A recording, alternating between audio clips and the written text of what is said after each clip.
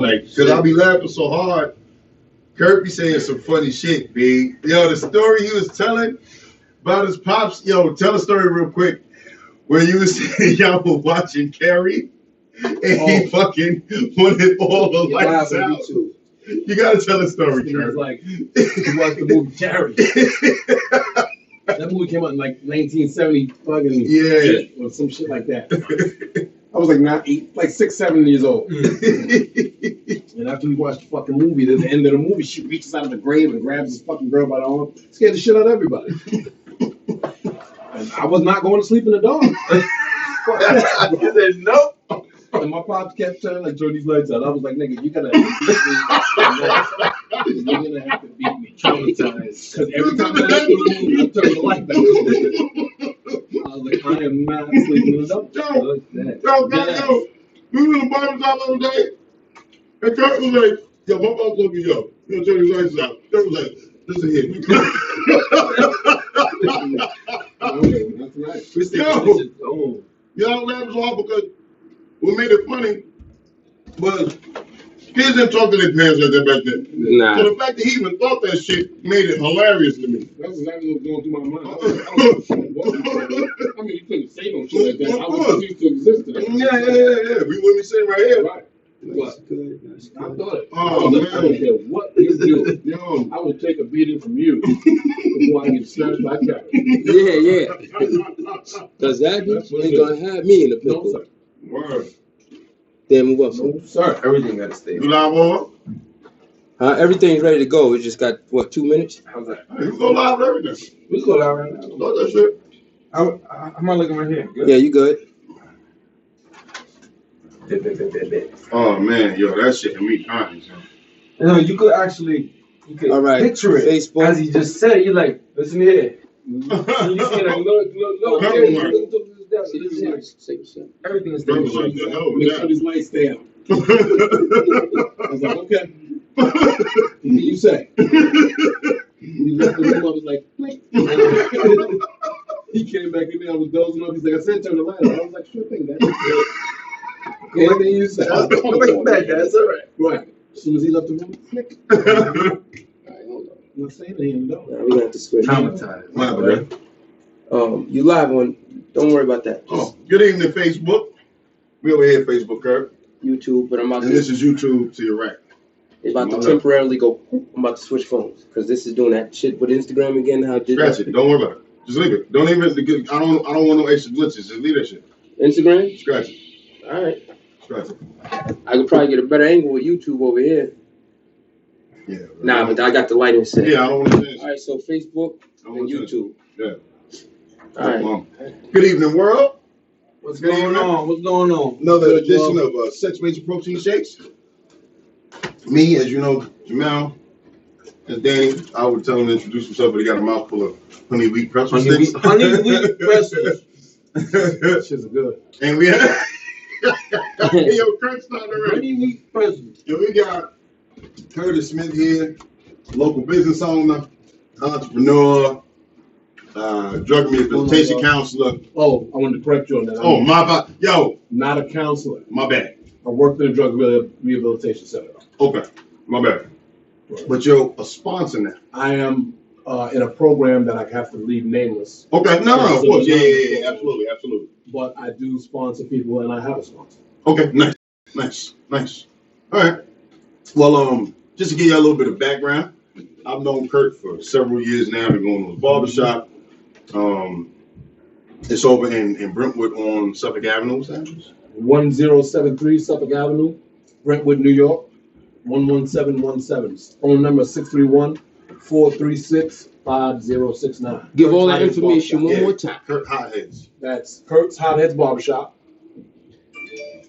1073 Suffolk Avenue, Brentwood, New York, 11717. Phone number 631-436-5069. Yep. So, me, myself, my sons, at one time Danny did as well. We're going to Kurt's barbershop and shout out to Dwayne. Yeah, big D. That dude, the barber. Dunk. Yes. Who's actually my barber. I mean, him and Kurt, I go to interchangeably. You know, whoever's available. Both of them are great. You know what they do. But you know, Kurt's, the thing I like about Kurt's barbershop, it's an old school barbershop. But we sit and we talk about everything from A to Z. Nothing's off limits. Yo, and it gets so, sometimes it get heated, sometimes it's so funny you can't even breathe. And it's like the realest of the real conversations that you can have. He's usually the main culprit of this. Well, the way the barbershop show. Yeah. So this is actually the prelude, if that's the proper word, to us starting to broadcast shows from the barbershop, which is on its which way. is gonna be wild. I get it. I'm not scared, but I'm almost like I'm like I don't know. People get passionate in the barbershop. It's crazy. It's nuts. To think that you come there just to get a haircut, like in a shape up or whatever the case is, but it can turn into. I mean, we're talking about law enforcement. We're talking about everything. We talk about good stuff, man. Yeah, you know what I'm saying? yeah. We don't waste our time just talking about rappers and all that. Nah. Kurt actually, the only time I ever see Kurt actually get upset with me is when we get a conversation about Richard Pryor. We had a conversation about Richard Pryor. I was just saying what I read. Kurt was like, yo, that shit is disrespectful, man. I don't want to ever say Pryor. You got to leave the shop. You got to go. He said everything left to that. Everything but that. He was going to leave the shop. Yeah. This is crazy. He was bugging out. He started laughing. I'm laughing. Yo, I was lightheaded that day. It was crazy. It was crazy. But on a more serious note, the 3 topics that we'll be discussing this evening. Number 1 will be the challenges of young black males transitioning or becoming adult black males. I'm going to add Latino males too. Yeah, black and brown. Minorities, black and brown males. The second topic will be the importance of young girls having their fathers around during their childhood and most formative years. And the third topic is going to be, drug and alcohol addiction / rehabilitation, which obviously that'll be, Kurt's specialty. So that's basically it. Obviously, if you guys have any questions, comments, concerns, feel free to reach out, comment on Facebook, comment on YouTube. We'll do our best to get to all the questions during the show. If by chance we don't, we'll be glad to answer after. IG is up. Again, be sure to go to YouTube, view any videos that you've had up that you didn't get a chance to watch, like and subscribe. It's under JMW Home Fitness. That's JMW, Jack Mary William Home Fitness. Guess we'll start off with the first topic. The challenges that young black males face in today's society. I'll start off by saying that yes, a lot of it is brought on by, in my personal opinion, a lot of it is brought on by society's view of young black males. But I'll be the first to say that in a lot of cases, we don't fucking help ourselves. Absolutely. And I'll let you take it from there. No doubt, man. You know what I'm saying? We had this talk in the barbershop. Yeah. You know the deal. Black and Latino men, we get a bad rap going at it with cops and all that stuff like that. But listen, check this out. I just got stopped by a cop the other night, right? Yeah. So for all who don't know, right? You're driving while black or driving while Latino, and it could go bad. Yeah. They expect you to do something stupid. So in some cases, I got stopped that night. I was on my way home from security out in the red carpet event. Okay. Oh yeah. I stopped. I was actually supposed to work. The Omar hit me, right. And I couldn't because I had to work. So now I'm doing like 75. I got a text from my girl. She told me the baby wouldn't stop crying. And I'm a new father. Yeah. So baby would stop crying. Congratulations on that. Thank you. Congratulations. Yeah. Appreciate it, y'all. Baby would stop crying, and she was like, she gets she gets in some type of way, man. When the baby's like really going. So she's been going through that a lot. She's been home from what you call that, a good night, casual ride where I'm doing like 65, 70 miles an hour. All of a sudden now I'm ratcheting up to 75, 80. Yeah. So I'm hauling ass trying to get over there, and the cop stopped me, and he pulled me over.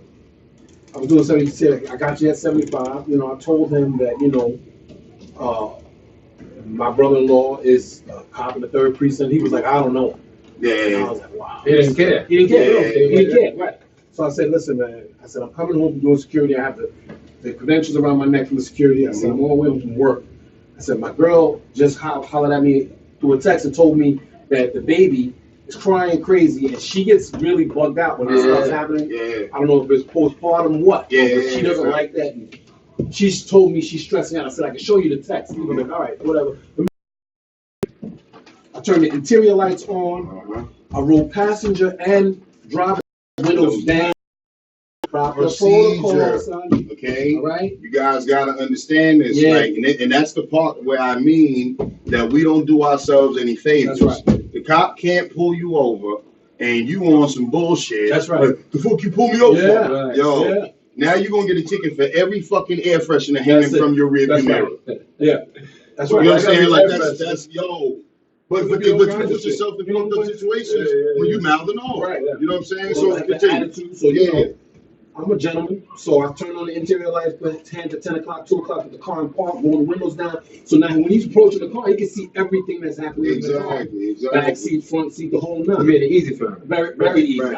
I make it easy for the police to do their job. Make them feel safe. That's right. You have to. So they don't need flashlights, looking all in my shit. You don't have to do all that. I got the lights on, right? So he comes on the passenger side because he don't want to be on the side where the traffic is. So the window's already down, he leans in, he's like, you know, I got you going 75. Blah, blah, blah, blah. We start talking. So I give him all my credentials. He goes back and he gives me a ticket. Now, check it out. I was pissed off that he gave me the ticket, but I didn't start ranting and raving. Yeah. He didn't give me a ticket for speeding. He said, I'm not going to give you a speeder. He said, I'm going to give you a ticket for changing lanes unsafely. And I was like, oh, that's great. You know what I mean? Compared to what he could have gave you? Absolutely. Because anything 20 miles over the limit is 25. A major conviction. Well, 25. You know what I'm saying? They can like revoke your license or anything. So I'm grateful that he didn't give me the speeding ticket. I didn't think he should have gave me a ticket at all, but I mean, you know, I feel like I'm above the guy. Could have went a lot worse, though. It could have went a lot worse, and that's what I'm talking about. Yeah. So the bottom line is that these are situations that can go way bad, right? And I'm talking about before the stop and after the stop. Right. So, because I got an attitude, because I'm just working, trying to get home. Told the situation, my girl, like, yo, you need to check the text messages. Yeah. I felt like he should have gave me a break. So now I got an attitude because he's giving me a ticket, not for speeding, but for unsafe lane changes. Yeah. And now I was pissed. Yeah. Right? I was pissed off. So that could have, because I'm pissed off, I'm trying to get home to my girl. I just finished working hours at this event, on my feet, all this stuff. Just took the train home, hour and a half on the train, every stop, the whole nine, all this. I'm trying to get home. I got to get to work the next day. Yeah. You know what I'm saying? And I could have had an attitude and made this situation 10 times worse. Yeah. And this is where we don't do ourselves any favors. And Mel said it best. The bottom line is that we got to get out of our own way. Yeah. As blacks and Latinos, we don't have the affordability to be talking shit to the cops. We just don't. We don't have that affordability. Right. So, you know, I try to lead that by example. And we've had the conversation in the shop a bunch of times, man, where, you know, a bunch of cats be in there and they giving me excuses for why we should, that's not justice and blah, blah, blah, blah. But, you didn't do yourself any justice when you, look, if a cop said, if he would have told me, get out of the car, I'm getting out of the car. Exactly. If he said, put your hands behind your back, I put my hands behind my back. I'm not going to have you hold court in the street, bro. Yeah, you're going to have to take me to a courthouse. Yeah. That's it. Yo, I always use the analogy. When people are running off their mouths at cops, would you run your mouth if a random motherfucker walked up on you with a gun? And the answer is no. Now, the reason why I always say that is, if you wouldn't run your mouth to somebody that you know, if court, God forbid, shit goes wrong, he's not bound by any law. Exactly. You know right? Like this random person that may be, robbing you or mugging you or whatever their reasoning is for approaching you, they are going to suffer if and when caught. Right. This cop, and I'm not saying this to offend anybody. I got lots of friends, family members of law enforcement. Good cops. But in most cases, this is just what history has shown. This is not my opinion. You go and look at these stats yourself. This motherfucker can shoot you, go home, and have a sandwich. And probably won't get convicted. And maybe get death duty. Probably. Maybe. Not even convicted. In most cases, the grand jury doesn't even indict him. Right. So when you know that, shut the fuck up.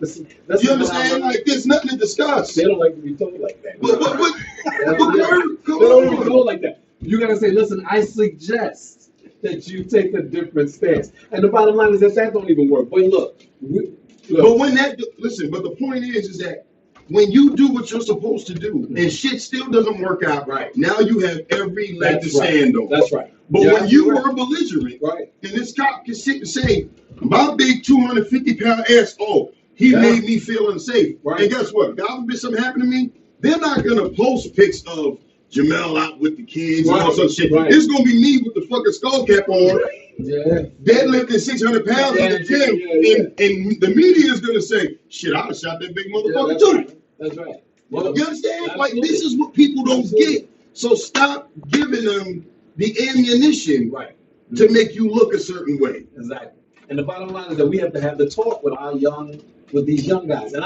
that's why I love having the barbershop, right? Because I have the barbershop, there's a lot of young cats that come in here. We have these conversations. They sit there and listen to us. Sometimes they ask questions and stuff like that. And the bottom, I want to hope they listen. Absolutely. That's it. The information that you get today, you might not have to use it today, but maybe you use it at a later date. Right. You can use the situation that Melanin was talking about in the barbershop. You know what I'm saying? And I'm a chill because, they told me that I can handle this in a way that won't get me killed. Right. You know what I'm saying? Now, look, that right there will give you some years to get a little older and get a little wiser and learn some more stuff. And that's whether it's life-saving advice or something funny or trivial. Right. Like Kurt tells me all the time, and I'm always arguing, right? People always want honesty till you give it to them. And Kurt is like, Mel, your version of honesty is a little fucked up sometimes. You know what I'm saying? He's like, sometimes people don't need to hear what you know what I'm saying? Like, kind of, maybe you go. He's like, he said to me one time, he was cutting my hair a couple months ago. He said, yo, in your case, sometimes like what you want to say up front, think about that shit a couple times, and then scale it back, and then deliver it. Sometimes you gotta put a little cut on it. You need to filter it out. Check it out. I was a victim of the same stuff. Not victim, but I used to do the same shit. I just victimized people with that type of stuff. I really did, because I thought it was just because I was being honest and I could say whatever the fuck I wanted. You can't do that. I don't have to be brutal when being honest. People say, I'm a brutal honest guy. Well, leave out the brutal. Just be honest. You know what I'm saying? You don't have to be brutal. I used to be brutal, and I've learned differently. I remember one thing driving down on the LIE. Oh God, that situation. We driving down the LIE. I had what I had. I forgot the speed limit. And they pulled us over like we was Smokey and the Bandit. It was horrible. Yo, how many? They had about like 5. Yo, it was like 5, 6 cops. I just told somebody this story the other day. What? Yo, they pulled us over. Right now, we in his car. My ex-wife had my truck because her shit was in the shop. They pulled us over. Cop woke up on his side of the bed. His side of the car. Woke up on my side of the car. Cop tells him step out the car. Another cop tells me step out the car. So I'm looking at him. I said, "Motherfucker, is this something you need to tell me?" I said, yo, you got a body in the trunk? He's like, what the fuck is going on? He said, nah, man, I'm good. I'm like, I'm riding in the car with the wrong motherfucker tonight. I was tired because I'm like, we on our way to the gym. Yeah, we on our way to the gym. Yo, we had just left the dance studio where we were running strength conditioning and boxing classes. Right. So this is the middle of January. Now, I'm dressed like this. I don't wear no coat. Right. I'm in and out of people's houses, gyms, and all that shit all day. Yo, it's like 8 degrees. But like without the wind chill. I don't know what the fuck it was. Yo, I got my hands on his metal ass trunk. He got his hands on the hood. That's real steel. Yo, this ain't no plastic ass car. This ain't no micro machine shit. You know what I'm saying? So he turns around and the cops like, where you guys coming from? Where you going? He telling me, yo, you just came from the dance studio. You own the dance studio, you gonna rent it. I'm like, what the fuck? But at the same time, as we're outside they look at you and they go, what did they say? I asked him, it's freezing. I said, Mr. Officer, now it's like, it's 5, 6 cop cars there, 2 cops in every car. So I go, now after like 20 minutes, I'm like, yo, Mr. Officer, one of y'all, can I at least put my hood on? Because they got on face masks and shit, so you can tell how cold it is. Right. As soon as I lift my hands up, mom said, yo, Billy, come. I said, what the fuck? Wow. So now I'm looking at Danny like, all right, what they find in this car? Right. So I say to them, yo, why am I being arrested? No, you're being detained. But why am I being caught? For our safety. I said, it's 12 of you motherfuckers out here and you still don't feel safe? Yo. I'm like, even if I kick both y'all asses, I'm black Swiss cheese by the time I get to the third one. Yeah. Like, in what world do you not feel safe? And it's 12-on-2. But had you been aggressive? Yo, imagine if, Kurt, everything he asked me was just Mr. Officer, no Mr. I ain't gonna lie, I said one smart thing. Because remember, we had the cooler that we would keep the cool water in for the clients. Yep. So, when, in the midst of the questioning, it probably wasn't the smartest thing, probably by the company. Now, think about it. He says, "What you have in the cooler?" I said, "Kool-Aid." I said Kool-Aid. Yo, he looked at me and like 30 seconds later I was in the cup. That's not a cup. I'm like, damn, I wish I was cup. They nigga sitting in the backseat of the car. They cupped me and then put me for that. It was 2 cups. I couldn't get my hands on that. It was crazy. And then, as quickly as they appeared, everybody started pulling off. So I'm looking at Danny, and I'm like, yo, before y'all go, like, what was the reason for this? Right. They go, oh, there was a robbery in the area, and y'all fit the description. Right. We ended up doing some research about some, private channels. You told us about this, right? You told me about this. But we ended up finding out that it was bullshit. Right. And we got pulled up with connections that you had. Right. You know what I'm saying? So, it just is what it is. But we didn't get belligerent. Right. I didn't get upset even though I'm freezing my fucking balls off. Right. And it was embarrassing. Like I'm handcuffed, and they didn't put me in the car immediately. But even prior to that, I'm standing there 20 minutes, 15 minutes with my hands kept on the side of the LIE. Anybody God knows who may have seen us, and everybody looking at me like, "What the fuck is this lady into?" We're outside on the hood of the car. And they're ready going through the car. They're ready. It was like, let's look at that. They showed his everything. His glove compartment. They went in my gym bag. I threw all my vitamins out. They digging their fingers in my vitamin. Remember that shit? It's crazy. Belligerent. And that's what I'm talking about. But once again, we are alive. That's right. Because we knew how to get that done. If they were telling me, if you are afraid, if you're telling me you're afraid, and I'm saying, yes, Mr. Officer, no, Mr. Officer, what does me saying, yo, man, fuck y'all pulling me over for you? What was that him? And you talking with your hands and all this? Nah, hell no. I left my hands there, I put my hood on. I mean, they already had their hands on. It was ready. One of them was, they were ready, around. It was like this. They were ready. It was scary. Easy. I'm like, my hands are already stuck. I can't lift them up. I'm frozen to the hood of the car. It was crazy. Shivering like this. I'm like, I don't want to move, but I'm like this. Like, but I want to continue with the topic. One thing I'll say as far as the challenges that a lot of young black males face is kind of a surface issue. And what I mean by that is there are multiple issues beneath that lead to the circumstances that a lot of young black males end up in the first place. And I'll pose this question to you, and to you, Jeff, feel free to chime in as well. You sit behind the computer. One of the biggest issues I think that we have is in our community, the young women not choosing quality mates to have kids with. The child off, male or female, but we're constantly talking about the males at this point, behind the 8 ball before the game even gets started. Absolutely. You understand? So, like, when you choose someone that hasn't exhibited the qualities of taking care of them fucking selves, let alone another human being. This is the example you're setting for the shop. You know what I'm saying? Well, before the child even gets here, you up Shit's Creek. Right. I'm not being biased. I know we might catch some shit because this is going to be a real conversation. I tell my young daughters, 17, 18 years old, soon to be 18 and 19.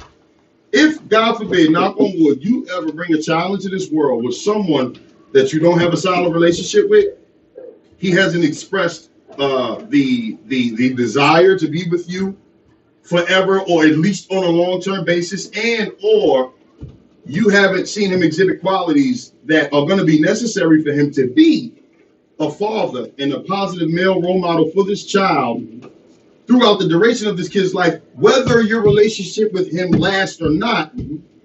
If you end up in a fucked up situation, that is your fault. Yeah. But ultimately, now I'm not saying this. Keep in mind, ladies, I'm not saying this to the masses. I'm saying these are conversations I have with my babies. You understand? If you have kids with a guy that ain't shit, don't look like, it's almost like, it's off topic, but I was watching Fox Sports Net, and the former coach for the Jets, Eric Mangini, was laughing about certain coaches that have higher expectations for players than they should. Meaning, you saw this guy play on game film in college. He went through the combines. He wasn't the fastest. Then you draft him and you cut him because he wasn't fast enough. Well, goddamn it, you knew he wasn't fast. You had 3 different separate circumstances to determine that, and the same thing applies. Like, how are you mad that this person doesn't have qualities that they never exhibited in the first place? And the only thing I can tell you about that is that people have expectations that they expect to be met because they expect that you're going to learn to meet their expectations. And this is what I've learned through the time that I've been on the face of this earth, is that it doesn't matter where you are right now, Mel. It doesn't matter where you are right now. It's like, yo, I expect that the next time I come, my expectation is that the next time I come here, y'all going to have a whole studio. You know what I'm saying? I want some glass partitions. You know what I'm saying? I want, you know, headphones, and I want him sitting in a booth. You know what I mean? With an equalizer in front of him. No, and that's the expectation that we set because that's what our minds tell us that we want. And now, I think it might be the heart that tells you what. Well, yeah, you know, because the mind is logical. Yeah, the heart but ain't. not. Well, depending on who you're talking about. The women like that, you know, that their heart and their mind get real. And no disrespect, ladies. I love y'all. All right. I got 3 sisters and mom. Hey, y'all. You know what I'm saying? Mom Dukes, rest in peace. But I have a bunch of women in my family that I love to death, and they get very emotional. So logic is not what they use on a regular basis. I don't even use logic on a regular basis. So, you know, women are subject to that even more. So, but back to the topic, I want young Black and Latino men to learn and have role models. That's why I'm so glad to have the barbershop. Cats like y'all come in, man, you know what I'm saying? When y'all come in, y'all show young Black and Latino men what they can be. They don't have to be on the streets. You ain't got to be a rapper. Right. You know what I'm saying? You don't have to. You don't have to do all these things that these videos and all this Instagram and all the social media show you that you have. They're telling you one thing, we showing you another. You know what I'm saying? You gotta lead by example. That's it. You gotta lead by example. That's it. I mean, everyone looks at everything at a different perspective. So if they don't have a role model to begin with, right? No, just a comment. If they don't have a role model to begin with, Karen Donnelly then said most emotional women don't exist. a lot of directions to go to. So it starts with everyone. Everyone has to lead by example. It truly takes a village, man. Of course. Especially for us. I mean, look, it's harder for us. That's just what it is. It's harder for us. Hey, look, by our own hand, yes. So a lot of it by our own hand. We made it harder for us. So. But that's why you can't be you always. I tell my kids in the process of teaching them a lot of different things. You have so many things going against you, not just because of race. Right. Just in life. There's so many different variables that anyone of any color has to deal with. Right. Don't be your own worst enemy. Right. Don't shoot yourself in the foot. Absolutely. Don't be an asshole. That's one of the biggest things. I tell my kids all the time. If you go on a job interview and it's between you and another person, I've seen it myself. If the other person has more qualifications, but personality-wise, they're like a dub. Right. They're like the fucking Visine guy. They used to be Visine. And you come in, you make them laugh. That's clear, obviously. Whatever. But if you make them laugh and you have a little bit less qualifications, the boss is going to be like, yo, you know what? I actually want to see this guy or this girl every day when I come to work. There's been tons of studies on it. It's like, it could be a dead heat. The person with the better personality is going to get the job. The better looking person to get the job. Like, it's just certain things in life. You want to use every advantage that you have. You know what I'm saying? You want to use every advantage that you have. And simply just acting like you got some damn home training is one of them. One thing I wanted to touch on before we move on, because we getting a little over. Education is key too, man. Yeah, absolutely. But this is actually going to go into the next topic. And this is something that we discuss in the shop a lot too. How young women, are one of the bigger keys. Now, to me, it always starts at home with the parents. But outside of that, outside of the village, somebody consider this part of the village. You young women and y'all expectations of these young men, have a lot to do with what's going to help clean this shit up. And I say this because, mark my words, if every young woman decided tomorrow, magically, okay, we ain't dealing with none of these little skinny jean wearing motherfuckers with their pants hanging halfway off their ass. Soft ass If you ain't going to class, if you don't have something going for them for yourself, watch how many of these kids pick their pants up, get their shit together. Because a common knowledge to those who are in the know, let's say, is that once young boys hit a certain stage in their lives and become men or start becoming young men, for lack of better words, ain't nothing we don't do that ain't putting us in a position to get some ass. Like, sex is the motivation.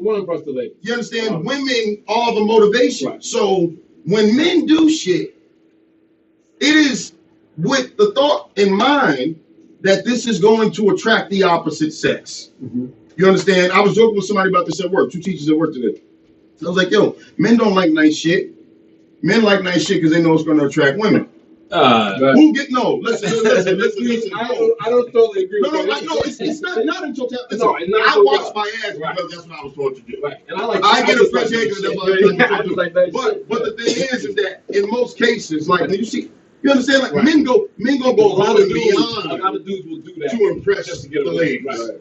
You understand? Like that's a fact. It's like putting on a poker face and putting on this disguise, and then you're meeting this girl because you think that's what she wants you to look like. Yeah. Several years down the line, you're like, wait a minute, this ain't the same person. Right. Yeah. You know what I'm saying? Because she went to represent. Yeah. Steve Harvey just said, I don't agree with everything Steve Harvey said. I agree with some of it, but he said, when I was in school as a young man, I was taught graduate high school, go to college. Mm-hmm. Because there's a bunch of women there, and that's a good place to meet women. Then I was told, graduate from college, get a good job, because making good money and being a stable provider is going to attract women. Right. I got married so I could have a woman there, so I can at least have a chance to have sex every night.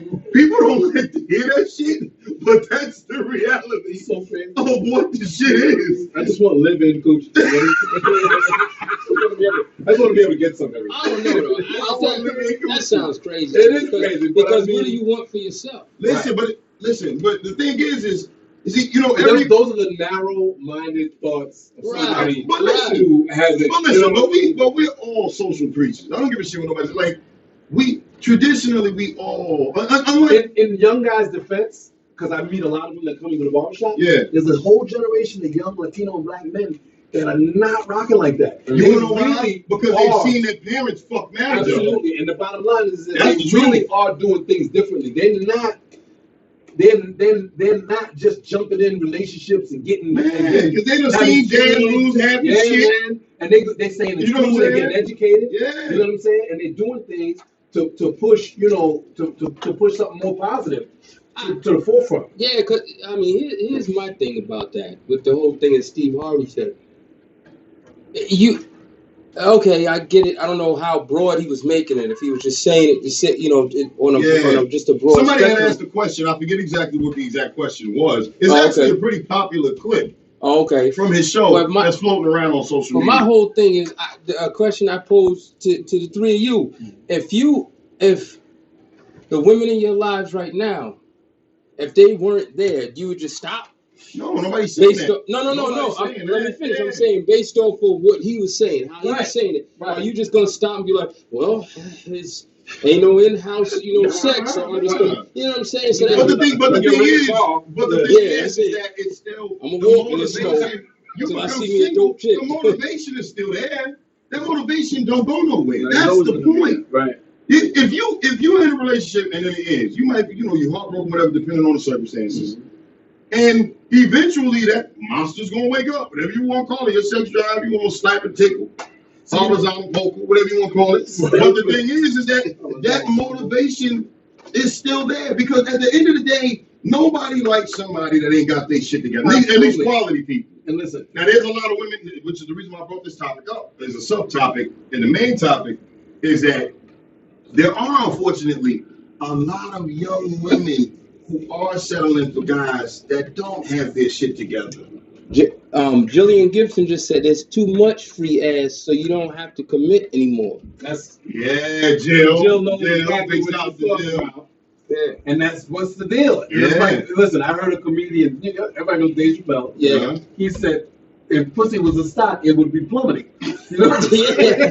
Because the market's been flooded with it. Yeah. And it's the truth. Yeah. That's the absolute truth. The bottom line is that a lot of young girls are giving it, a lot of young women are giving it away too free. And the bottom line is that, yo, seriously, guys think it's like a right that they get that. Right? Well, when he's listen, I'll tell a lot you of young guys think it's a right. and this is They're why entitled. this is They're why entitled. I They're say Because it's so free. but this is why So I many say women give it so easily. exactly. But this is why I say, I couldn't imagine how different my perception of life in general would be if I came up during this era. Because you turn your phone on as a young man, and you wake up in the morning, and you know the ritual with most of these kids, they scroll on their social media, and you see more twerk videos and ass clapping in your face Listen, bro. than anything. Well, let me ask you a question. So the thing is like, can you blame these young boys? I didn't see that much ass. Listen, I had to go out of my way to look at some naked ass. You're right. I had to steal my dad's porn. You're right. That's my uncle's porn. I had to watch it and rewind that shit back the way it was before I took it. It took thought for me to get in. I had to really get in that shit. Put the counter on and put it. That shit was at 23:38. I had to get it. But I watched that show all the way to 42:36. I got to rewind it.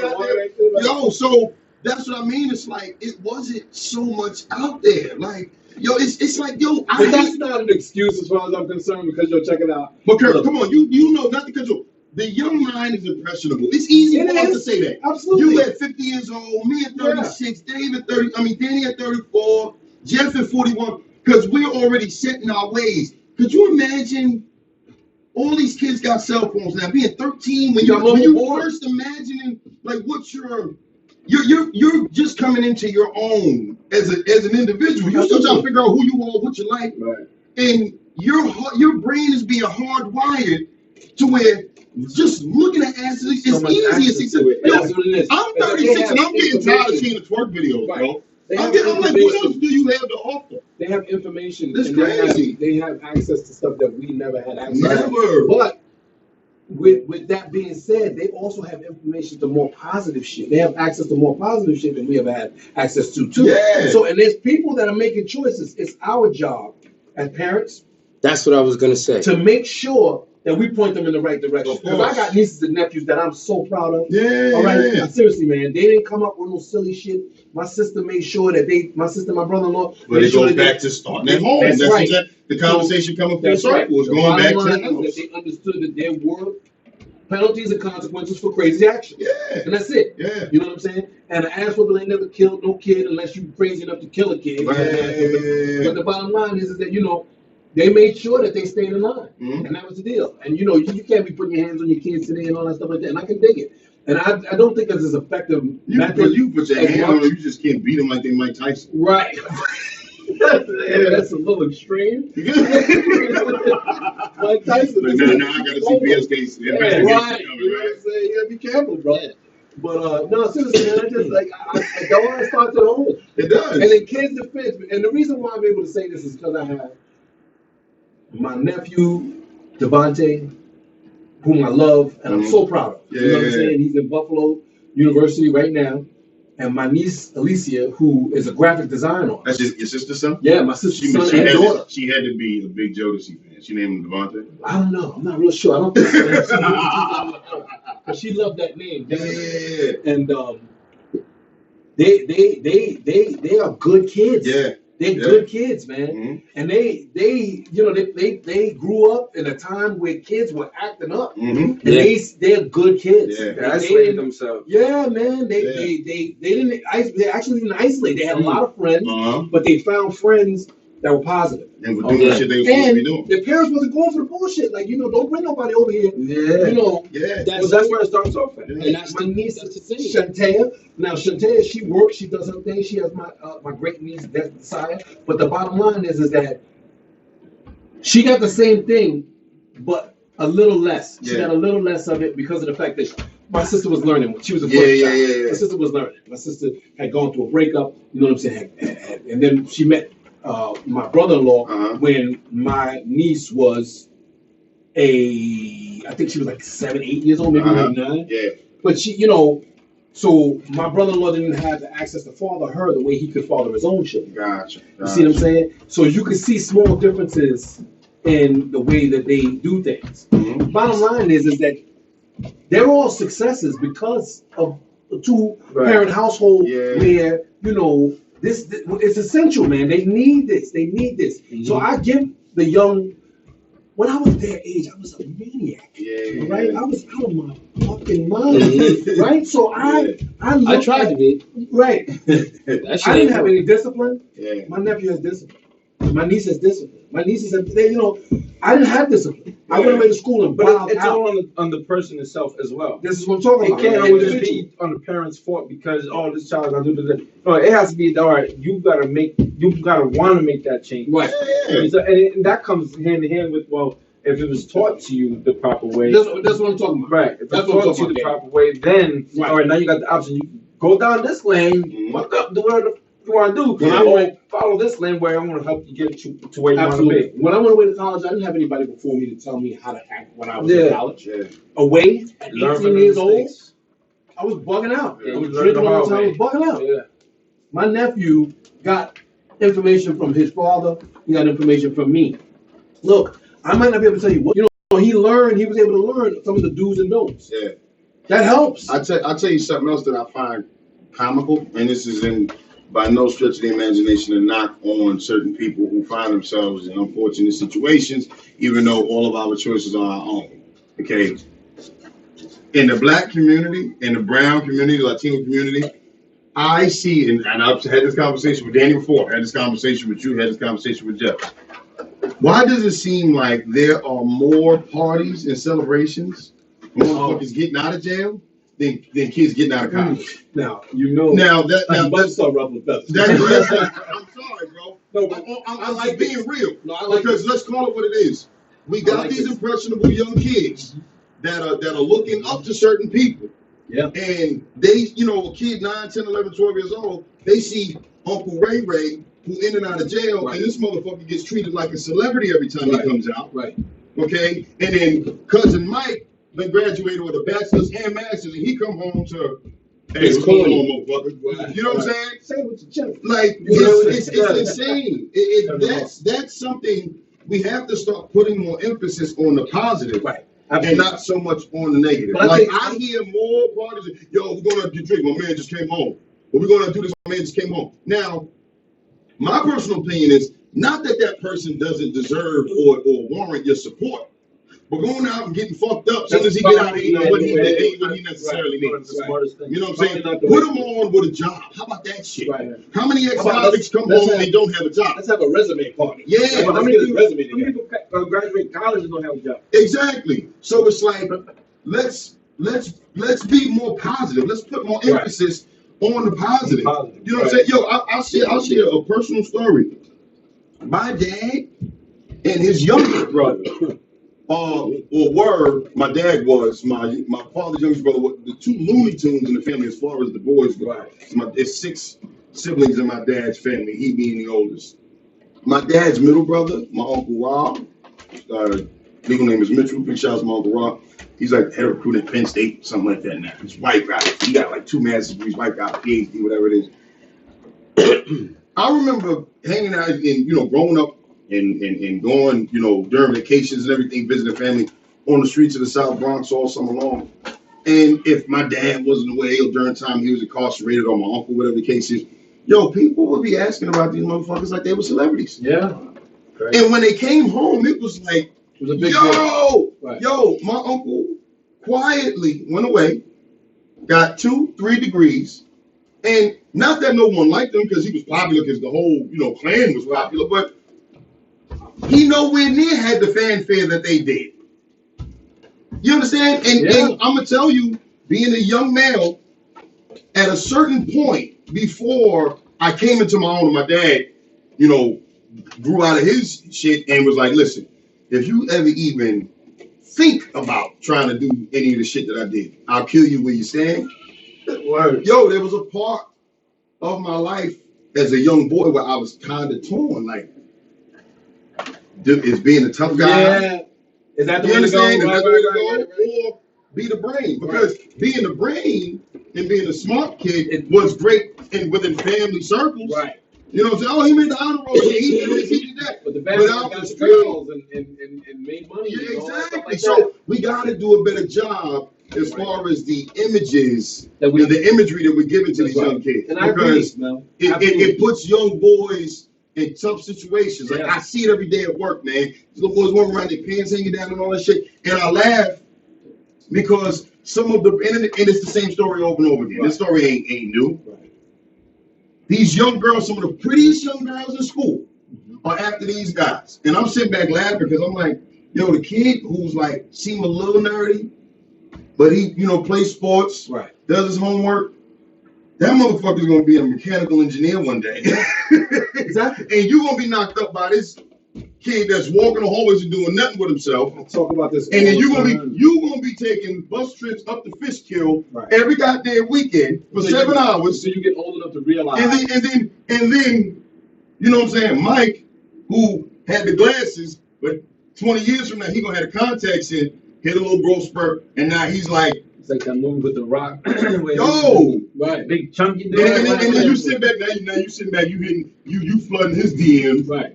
So my damn, I should have had you when I had the chance. And he looking at you like, shit, not 4 baby daddies later. You know what I'm saying? Like, it sounds offensive, but I'm just like, these are real life situations. That's the way it's headed. Yo, Jeff got up. All right, we have Tracy Bad Mormon. She said black women have the highest education level. More black men are becoming more educated, yet we are the least likely to get married and unify our wealth. Do you believe other races or cultures marry for love or for business? I think it's a little bit both. Hold on. She said, growing up, people especially, I'm sorry, it's kind of messed up. People, especially men, would talk about marriage with I think she says, with a poor taste in their mouth. So, I mean, just settle. Yeah. So to her main question is, do you believe that other races and cultures marry for love or for business? Both, can I? Yeah, do you think? I'd like to say that first of all, cool. That's a good question. That's a great comment. Well, Tracy, big shout out to Tracy. She's always been smart. Yeah, no. So I knew she wasn't coming with no dumbass comment. So check it out, right? I agree with her that I think it's a lot of it is where you come from. If you come from a household where there was a successful marriage, you probably be okay with marriage. But if you come from a household where there was an unsuccessful marriage, you probably won't be. Yeah. You know what I'm saying? So I think that's the thing. The other thing is this. I saw something with a sister from the Nation of Islam, and she talked about the fact that the African American culture is the only culture that's ever been taken where the female was pushed to the head of the table. Right? No other culture has ever gone through this. Yeah. No other culture has ever gone through this. Yeah. So we're talking about a society that we live in takes the black woman and puts her at the head of the table. Through the mass incarceration and through mass incarceration, through drug addiction, through all kinds of things, right? Puts her at the head of the table, and it tells her that she's the backbone of our culture, right? No other culture does that. Yeah. So I think that we right now, I think that we suffer because of that. Yeah. So marriage has a bad taste because no dude wants to go and be subject to a woman who possibly makes more money than him. Right. Feels intimidated by her. Has her talk to him in a certain type of way because of the fact that she might make a little bit more money. I don't need you, motherfucker. Yes, right? So a lot of not saying that you, Tracy. But I think a lot of things have been set up so that situation exists, and it's a destruction to the nuclear family as far as black people are concerned. Yeah. Now, the bad taste is just like I said. I think that the bad taste it has to do with people's experiences. Well, I think the bad taste, and you said everything that I was actually going to say. The bad taste to me has come from the last generation or two, due to mass incarceration. Tracy said, "Thanks, guys." Yeah, No problem. Yeah, keep the comments coming. Due to mass incarceration, due to the drug epidemic of the 80s and 90s, crack epidemic. Now you got the opioid epidemic that's affecting other communities. But you stick with the issues that our community dealt with in the 80s and 90s. Even if you go back to the 70s, technically, we're like 2 generations deep with young women, young black and brown women, seeing their mothers and grandmothers do everything by themselves. Right. So this is like the 3rd generation that's coming up. And that's where I think, and I have a lot of these conversations with a lot of old classmates of mine, some of my close friends. I think it's getting better. Danny's brothers God. is in it. Yeah, but all they know is I don't need a fucking man. Yeah. Because if you think about it, if you saw mom doing everything alone, because dad either wasn't in the picture, no matter what it was, maybe maybe she had a kid in a fucked up situation, dad was incarcerated, and then she saw grandma do the same shit. Right. Yo, you three generations removed from a solid nuclear family. Right. So in your head, you like, yo, I'm going to get this degree or the next degree or the degree after that, because in my world, a dependable man don't fucking exist. Now that creates this roadblock, because when a guy like you or me shows up, yo, we got this impenetrable fucking force field that we gotta break down, because we ain't fighting her. Yeah. We fighting her. Right. We fighting the shit that mom told her. We fighting the shit that grandma told her. And I by no means am saying that they were wrong. They did what they had to do given the circumstances that they were in. The problem is nobody set this young sister up to say, listen, we did what we had to do, but if Mr. Right shows up, you might want to water some of this shit down a little bit. Submit. And this is the problem. You might want to water this shit down a I truly little believe bit. that it's on us, right?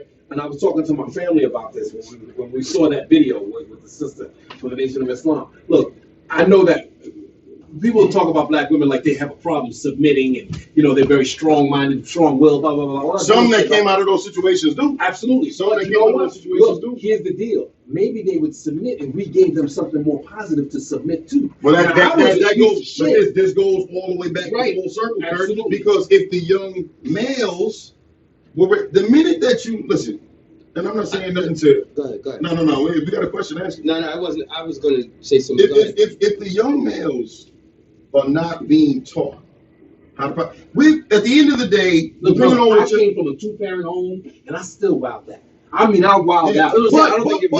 But Kurt, and my father, you had a center given what was instilled in you. Absolutely. As to what to come back to. Right. That's the thing. If you didn't have that, Kurt, you wouldn't even be here right now. Well, I mean, it'd be Let's hard. call it what it is. I would have been a lot harder. Let's call it what it is. When you got back in the right frame of mind, you resorted back to what you were taught.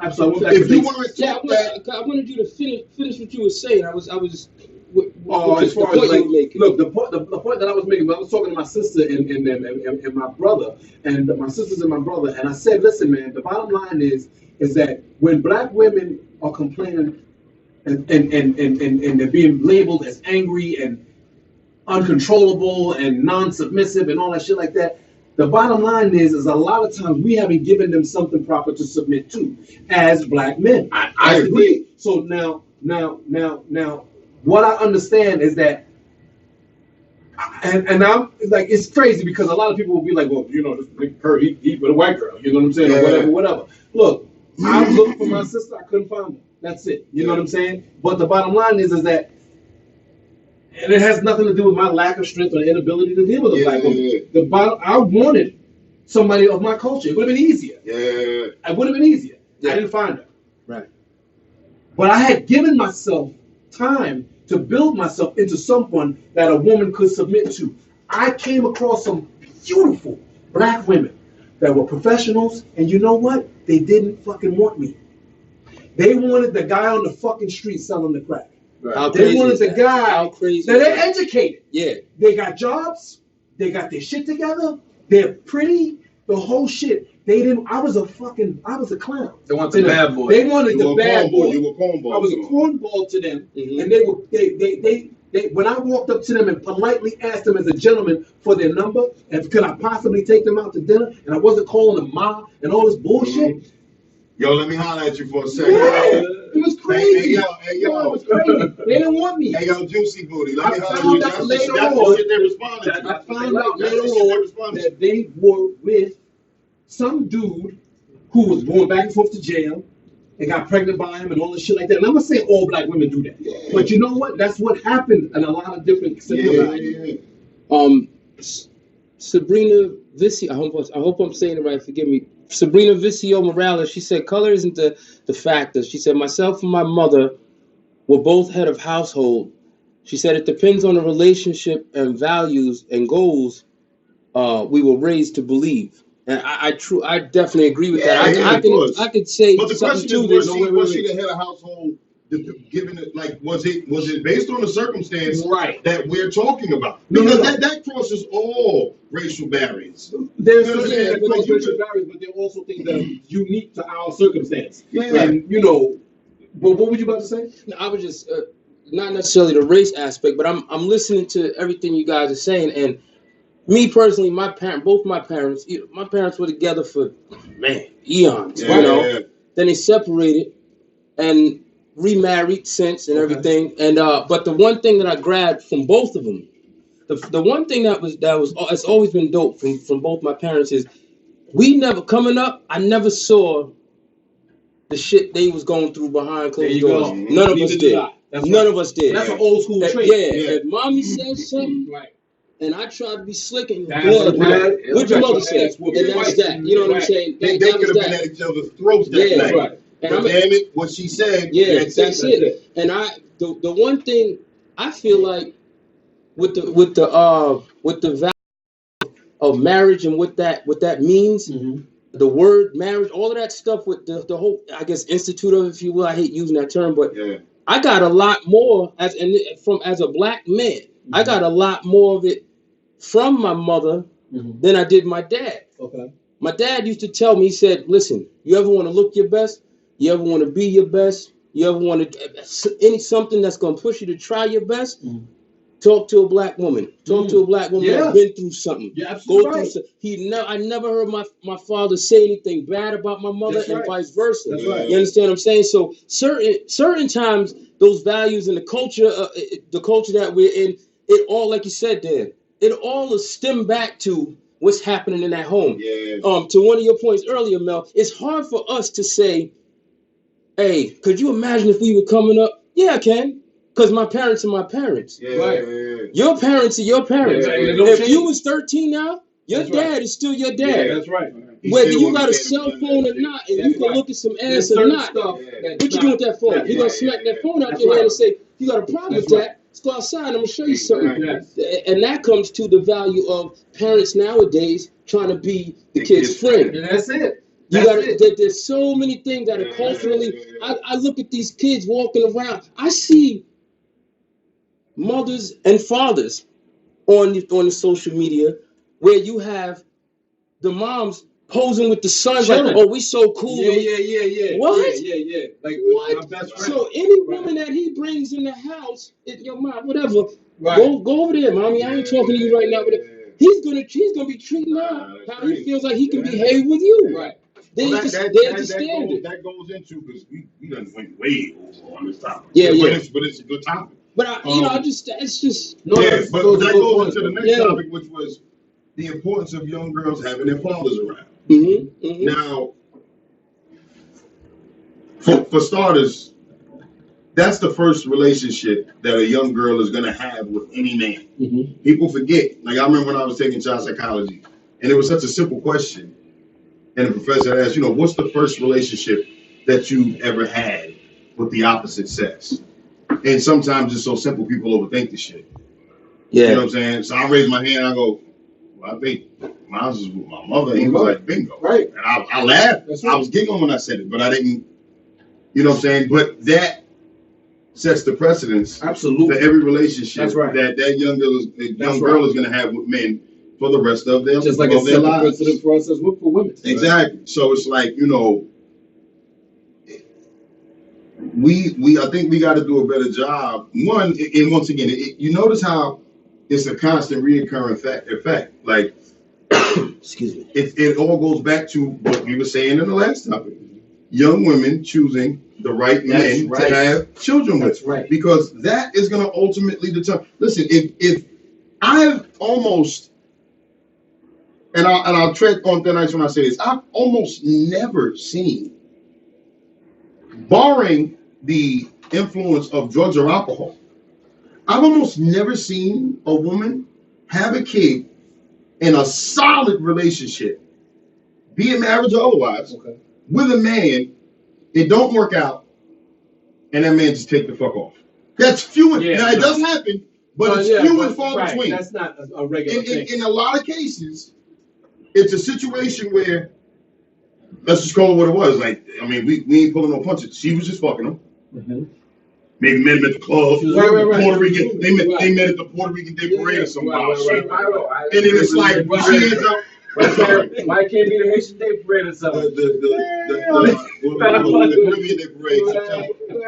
I'm sorry. I used to go to Puerto Rican Day Parade. I can't say that. That's the one I used to go to. That's funny. Me and my man C. Carrasco. Big shout to C. Carrasco. But it's like how do you? Oh yeah, but how do you fault, someone that was put in a situation that they didn't necessarily agree to? Now it's a touchy subject. But it's like when you say how do you fault someone who's put in a situation. But I mean, I'm saying like when like I go back to my comments that I mentioned earlier with my daughters. It's with all of the equal rights and all that shit nowadays, I tell my daughters, you guys have to be careful. Okay, aside from protecting yourself from disease and all that shit, right. You have to guard yourself against unwanted pregnancy. Absolutely. Because, okay, you are not in a position. You are not in a position at 18, 19, nor are very few young males in a position to make a determination as to who is going to be the proper mate to make children with. I gotta say this part. This part is saying, all right. I understand that nobody wants to be in a situation where they were having a sexual relationship with somebody. It was supposed to be just a jump off. The girl got pregnant, and now you're like, okay, now I got to father a child and be with you, and this is not what we planned at all. Yeah. But the responsibility factor for the parenting that goes along with that situation for both parties, the woman and the guy, the bottom line is that that's got to kick in some way. I agree with that. But what I'm saying is that we all know dads, right? That no offense to nobody, I'm just calling what it is. They got one foot in and one foot out the door. Absolutely. So what I'm saying is that in a lot of cases, most men parent based on the ability that was passed down to them, right, from those that came before them. Exactly. So when you know his background and you know his situation. Listen, I'm not saying that he ain't gonna never be there. Right. But when he a lot of young women want to have a kid because of the fact that they think that that's going to keep the dude. You know what I'm saying? That's a whole that's the way to make him stay. But then you end up with exactly what we're talking about. But that's the you're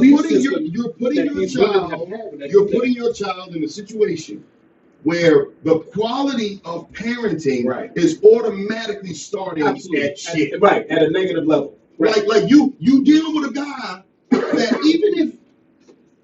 even with some of the best intentions in some cases, right, he's a decent guy. Absolutely. Maybe his dad wasn't around. Or the tough days are going to be really tough. Exactly. So like, when he only picking his kid up on the kid's birthday, right? Or you might get some money. Might in capital M-I-G-H-T. You might get some money for back to school shopping every other year. Right. You dealing with somebody that got one foot in and one foot out the door because of a situation that you chose to put yourself into. Right. And I tell once again, I'm not being biased towards women because I tell my babies this. That's the point. I tell my babies this shit. The point that I was going to drive home is that if we educate our young daughters, that they I tell my daughters, your kids that haven't even been created yet deserve better than that. That's what I'm saying. They don't have. And when you know in your head, when you have that belief that your kids, whomever it may be, or boys or girls have the head, when you believe that your kids deserve better than that, you're gonna fucking give them better. You're not gonna bring them into a fucked up situation. The father gotta wanna be into the child's life. Not the father gotta want it. She gotta pick the proper mate. No. He's making a point that I was about to make. Well, Yeah, go ahead. I'm saying the father gotta want to be a part of the child's life. It doesn't matter if she chooses. She can look at someone and says, "Well, I think he's the right fit for me." Or, Now look at him. It gotta be a track record. Of course. It can't just be They need to have some. That's not the way exactly. That's not the way it is. Realistically. No, that's the way it need to be. But That's what it used to be. But That's why people didn't grow up in broken homes. But the way it is, that's the way they're looking at it. And then to make that correction, you got to say, well, maybe I should allow him to make take an initiative and be a more part of the child's life or the daughter's life or the son's life, whatever the case. How about let's go even further than that, back, right? Let's rewind the tape and go back. Whereas if parents, if fathers are showing their daughters the type of man that they should allow in their lives and have a child with, then they make better choices. Absolutely. On who they have kids with. Right. Can't my daughters bring no asshole This is home? what I'm talking about. I'm not trying to That's hear. not I got a daughter fucking now. happening. I'm sorry. Listen, I look at everything differently, bro. I'm telling you, man. It's You not fuck with happening. my daughter and do some wild It's shit. not happening, Shake bro. that man's hand, and if his hands shake is like as soft as his daughter's, Right. we got a problem. Right. She ain't going nowhere with him. Well, I'm So just shit saying. go left. Who I'm fighting? I'm just saying, but and then there comes a Nah. point where the daughter I becomes got a question. disobedient. What happens if you're a dad and you're trying to drive these points home, and the co-parenting factor, the one that's doing the most influence, you can attest to this, brother. You trying to suck me into some bullshit. You know what I'm saying? Because we had these conversations. Is one beating the on one. other shit still in them, and you as the father, you going, baby, look, boom, boom, boom. I'm coming to you as a man. Mm-hmm. This is what you want to look for. This is what even daddy ain't great at that yet, but Right. I'm working on that. Right. What do you say to him at that point? First of all, prior to even getting to that point, and I'm gonna just tell you because me and you done had these conversations one on one. I'll say this, and I'm gonna leave it alone and let Kurt answer this question because I ain't getting no deeper in this shit. Okay. First off, the same responsibility. Now I'm gonna flip the script. The same responsibility falls on us men. That's right. To pick the right that falls on the to women. have our child. Yeah, we That's gotta right. pick the right one. You can't plant That's your right. seed in rotten fucking That's soil. right. That's right. And She unfortunately, got fat ass. She look real pretty. unfortunately, That's my bad. unfortunately, Jeff. Yeah, well, Need I say more? Right. Okay. Hey. We've all been, well, not all, but Danny was lucky. Crystal, him and Crystal have a beautiful marriage. No, I know partnership, what I all was doing that. at that time. Danny knew what he was doing. So you were fortunate. Yeah, You were blessed. Right. Yeah. You blessed. I But was with Mark 17 years. Right. Yeah, There you so- go. I was like, yep, that's You the one. blessed. But I'll only speak for myself. I didn't make the best fucking decision. I mean, So, yeah, me neither. It smell like a fucking rose. yeah. You know what I'm saying? The Yeah. bottom line is that, a part And I tell my kids that shit, like, a yo, positive parent can make a difference. yeah. You know what I'm saying? I tell my kids that. I'm like, yo, listen, I don't pull no punches with my kids. I tell them, listen, man, y'all are with me full time. Right. Now, full custody of my kids. The circumstances I won't get into because of personal shit. Maybe one day I'll say. But I tell my kids, as much as I bust my ass for y'all, I want y'all to want better for your kids than I gave you. Exactly. It's supposed to get better, gentlemen. You understand? So your goal should be not for your kids to be, in a broken home, or they only communicate with I tell my daughters, your kids shouldn't be communicating with their dad 98% of the time via text Right. or video chat. That change gotta Unless be, he's the change gotta overseas be fighting permanent. a Gotta be fucking war. solid. Right. You know what I'm saying? And the same thing with my sons. I'm like, yo, I don't want y'all being weekend dads. Right. I don't want y'all being holiday dads. Right. I don't want y'all being at once every fucking summer dads. You're dead. So the goal is for you to take what I've given you and improve upon that. Right. And I did not. And the reason why I'm so passionate about this is because 99% of the time, and Kurt knows, anybody around me knows this, when I'm talking shit about a topic, one is because I know about it, two, I've lived it. Right. And when I'm saying, That's when I'm fair. passionate about this shit, I'm not talking shit about nobody else. In fact, it's the total opposite. I'm talking shit about myself. Right. You understand? I brought kids into this world in not the best of circumstances. I say my first three. I was young, didn't know shit. My youngest son, Josiah, born when I was 24, me and him, I was old almost. Right. Like the job, we lived on our own, had our own place. But my first three were born, I ain't had shit. I was still trying to figure out myself. I always tell a joke. Me and my daughters were going to the same fucking pediatrician for the first year. Yo, I'm walking in with a baby seat, and they're like, "Oh, Mr. Patterson, we're bringing we need some iron for her shots." I said, "Well, you might give my fucking shot while I'm in here too. I'm not coming back in the waiting room and coming back in here. Check me too, shit." So that was that, you know. But yeah, I'm saying that we all share a responsibility in this, and the only reason why it sounded like I was jumping down a woman's throat, so to speak, up front, because I wanted to discuss that part first, and then get to the fact that we share responsibility in this as well. You know, here's the deal. This is what I have to say about it. I don't know if we're about to change topic. I don't know, but the bottom line is that I watch a lot of social media, and I look, you know, and I got a lot of females in my life as far as like, you know, friends and stuff like that. And I see a lot of sisters and a lot of women, period. And my white sisters, black sisters, you know what I'm saying, Latino sisters, all of them, that be single mothers, right? And they be like, "Well, happy Father's Day to me." Nah, I don't dig that. I don't accept Happy Mother's Day calls. That's right. And so the bottom line is that no woman, as great a job as you do raising a child single-handedly, no woman can give a child what a man who's supposed just to like be I can't be a mother. That's right. Now you mean a That's right. father. A father. That's right. But as a man, as the father of that child, a woman can give them a lot of stuff, but you cannot replace a man or the father of that child. Yeah. They can give. Look, I'm a spiritual dude, and I take everything back to spiritual principles. We're both given a certain set of tools for parenting, just like in life and everything else. We're both given a certain. Women are given, like, you know, and I don't know everything. You know, I'm 50 years old. I'm still learning. Yeah, exactly. Women are given love and compassion and all this softness and nurturing and all that stuff like that. And men are given, like, you know, strength, like backbone, discipline, love. You know what I'm saying? And love to give to the child. You know, to show the child. Tough love. And it's tough love. I'll tell you a funny story. One second, Mel. All I'm saying is that even though a woman thinks that she can mimic the things that a man can give a child, they will never be a father. So, for future reference, stay in your place. If you, and I'm not, easy. I didn't say that. Go home. No, shut up. My thing is, stay in your place. That was. That's how you go. I mean, is that? Right. I mean, that. I know what you mean, but I don't. I don't use words like that. You know, I got a woman at home. She's cursing. Whoa. Stay in your place. Those are words that I don't use. I'm with three sisters. You don't say no shit like that. But you know, oh God, right? So listen. My thing is that listen, when you start talking that Happy Father's Day to me thing, it is the worst thing to me because you cannot be a father.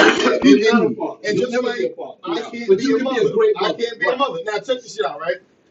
I had a conversation with my daughters not too long ago. My oldest daughter comes to me, and I'll say one of my daughters came to me and says, "Yo, Dad, I think you told your daughter." So I'm like, "What happened?" You know, she just seemed a little off. She a little stressed. You know, teenage girls go through their shit. Mm-hmm. So I go in the room and I sit down and I go, "Yo." And the reason why I'm telling the story is because this is a conversation that the mother should have been having with me. But because that ain't possible, I gotta do it. And I'm actually joking about my lack of ability to have compassion. Right. You know what I'm saying? Because you know who you are. I said it's fucked up. I'm just telling you. So I sit in the room and I go, "What's the problem? What's your problem?" So like that, right? Man, I know you're gonna tell me. Listen, you told me this. I told you so. I told you so. Yo, so I say, she goes, like, she just falls apart. She just falls apart. And I go, "Yo, this is so crazy." I go, "What's the problem?" "Oh, you know, I just got school. I got this. I got that." I say, "Yo, listen, man. You chose to be in all this. I ain't tell you to sign up for this. Don't you enjoy these activities?" "Yeah, but it's so much interest." And just like tear factory, right? So I take a deep breath and I tried to come up with another answer, but I couldn't. My brain just was stuck. And I said, "Listen, this was a couple years ago." I said, "What are you, like 15, 16 now, right?" I said, "If you can't handle 15, kill yourself." I said because 36 fucking sucks. compared to 15. I said there's a whole bottle of Tylenol in the goddamn medicine cabinet. And if you can't handle 15, 36 is gonna fucking be horrible for you. Now, so this is the last podcast. So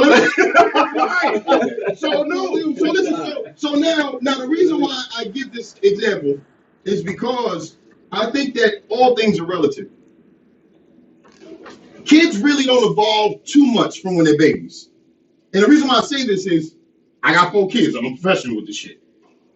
Little kids fall, hurt themselves. They turn around, look at the adults, see what the response is going to be. Right. And if you're panicking, they panic. Right. All 4 of my kids, anytime they never felt, if they were in the room with their mom, if they bug it. If they get in the room with me, I'm like, get up, you ain't bleeding. Bullshit. And they get up and they move. So the reason for my response was that's the teenage version of falling. Right. And she wanted to see what my response was going to be. Right. And my response was, we don't do this shit in this house. Right. You make your bed, or we make our bed, and we lay it. Right. You understand? And it's not just the verbal perspective of that. I'm living it. Right. It goes back to what we were just discussing. But all these conversations come full circle. And I doubt very seriously that any mother in she America, stopped crying. Any mother in America would have said that to her. But she stopped crying. She's still alive 2.5 years later. Mm-hmm. But the reason why I said it to her was because so I did. That's that. Next topic. But I'm just saying, she's still alive. She's still got a phone. I did my job. That's how what T.O. Hughley said. Dad said, "Daddy, do you love me? Love you. You ate tonight, didn't you? But I'm saying, she ain't allowed to go to therapy every fucking week. She allowed, but she does. She's fully functioning. We gotta keep watching it. Yeah. But I'm just saying, I don't believe we baby these kids. Right. Yeah. Tracy said it seems harsh, but she would be so grateful for the realness later. Thank you, Tracy. This is coming. Shut up, Jeff. Shut up. I want to hear him out. Nah, Sam. Listen, they need to hear it for real. Yeah. They need to hear it for real. Even if they don't use it at that very moment, it's something that later on they go. Even if she thought in that moment, my dad's a total dick. Right. Because all of us have had situations in the moment where you think about your parents like, this stupid motherfucker. But then you don't say it. Right. But then 20 years later, now I sit back and think about shit that I look at my parents for, and I was like, I can't stand this motherfucker. But now I'm like, they were right. I appreciate it. So I think the biggest issue that we come across as parents today, well, I can't say we, because I don't give a shit personally. I tell my kids, I'm friendly with you, but I'm not your goddamn friend. No. I tell the kids I work with at school, I'm friendly with you, but I'm not your friend. Right. That's just so we have an eye-to-eye type of situation. Right. So you can understand that I understand your struggle in the moment. Right. But that doesn't mean I'm going to allow you to disrespect me. Because I never disrespect you. Mm-hmm. You understand? So it's like nowadays we gotta have this balance in that. Absolutely. Because traditionally speaking, as a parent, it was always point down and this shit. Yeah, there was no question. You can't do that. Get the fuck out. Right. And there was no question who was in charge. Exactly. There was no shift of power. There was none of that. Exactly. So today you have right there. Yeah, but this is an amazing topic. Absolutely. I want to get to the last topic because Danny got to get out of here. It's getting late and we're going pretty much over. But I don't mind, when we have an amazing dialogue. Third and final topic is drugs and alcohol abuse and rehabilitation, which Kurt is an expert on that, so I'm just letting him take the floor. I wouldn't call myself an expert, but you compared to everybody in here, you got them expert. So what was your history? I can tell you that I'm a recovering addict. How many years? I've been clean for 21 years. Nice. 22 years. God bless you, brother. Congrats. That's a hand for God because I was able to make it through. Yeah. Right? And God saw fit because he knew that on November 7th, 2019, that I'll be sitting here with y'all. Yeah. You know what I'm saying? I truly believe that's the only reason why I'm still alive. Yeah. Because I didn't even think I was going to make it to 30 years old. Mm-hmm. I've seen some dark days. And, I have experience. I go to a fellowship, 12-step fellowship where I've learned how to deal with my addiction. And You know, this thing that's happening today, man, with these, especially with the younger generation. The fellowship that I go to has a lot of young people coming in. Like the opioid. Oh my God, and all that shit. it's horrible, and they're highly addicted, man. They're not like, you know, it's not like a game, man. They're messed up. You know, I've been to a bunch of funerals and stuff like that. So you know, man. this thing is. What's the age bracket like, brother Danny?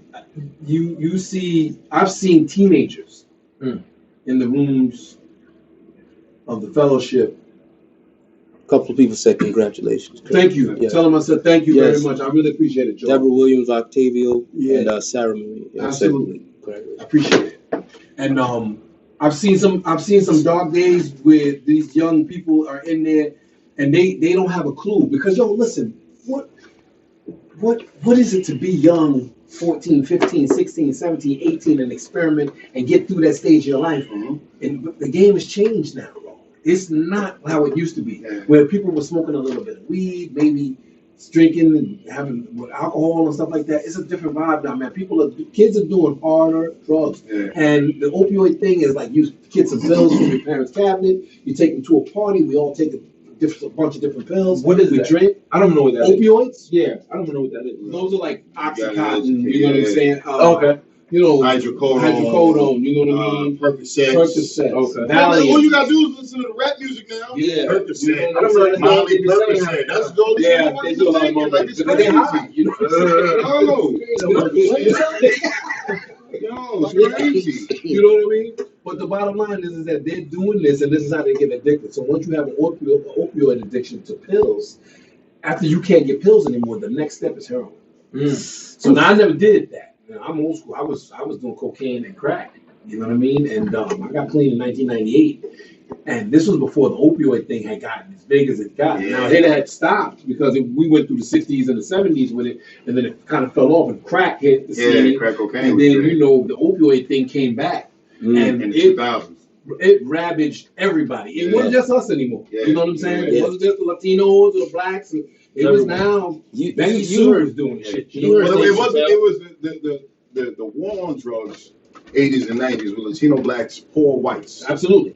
That's traditionally That's right. what it was. Now You know what I'm saying? Now it is becoming an affluent issue. You understand? Like the nice neighborhoods are suffering more overdose. Like I It can't has knock on wood. not becoming. Yeah. I knock on wood. I haven't seen or heard overdoses in Central Iceland. Right.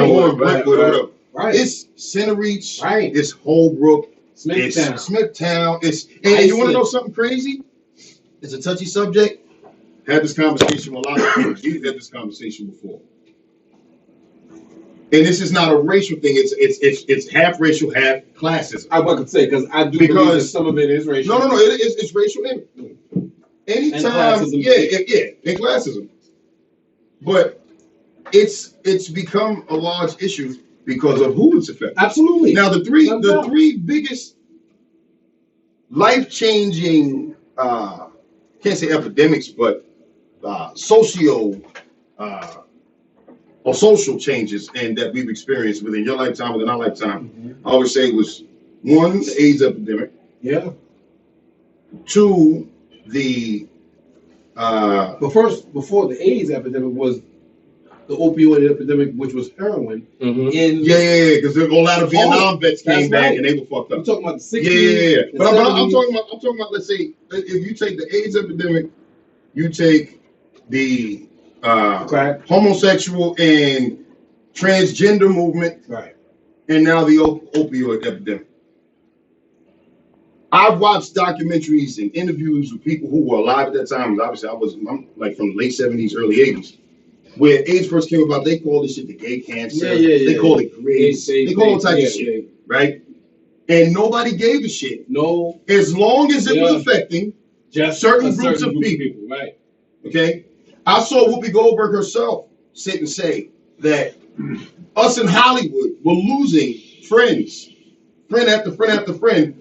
But like, it wasn't the high profile people. It was the hairdresser who may have been gay. Right. The makeup artist may have been gay. Nobody gave a shit. They were going to Washington, protesting to get funding for the whole shit. You know when they started giving a shit? They said they couldn't pay Ronald Reagan to utter the acronym AIDS or HIV. when his rich white friends start dying from the shit, That's what I'm talking about. all of a sudden everybody gave a fuck.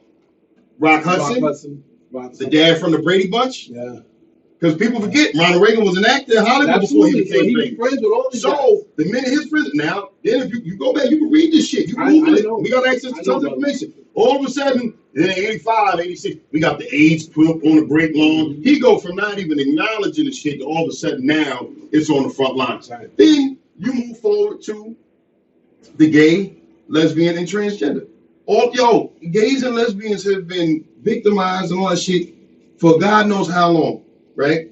All of a sudden, rich, affluent white men, Caitlyn Jenner, let's say, and now it's not weird anymore. That shit was considered. I'm not saying.